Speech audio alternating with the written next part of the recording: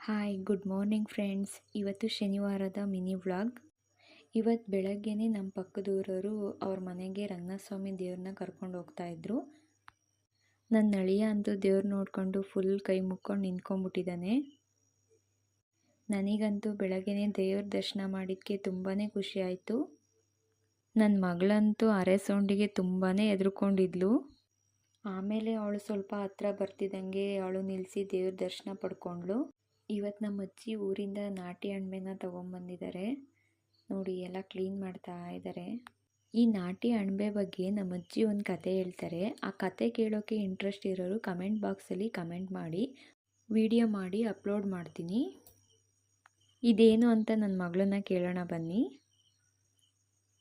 ಅದು ಅಂಬ್ಲೆ ಅಂಬ್ಲೆ ಅಲ್ಲಪ್ಪ, ಅಣಬೆ.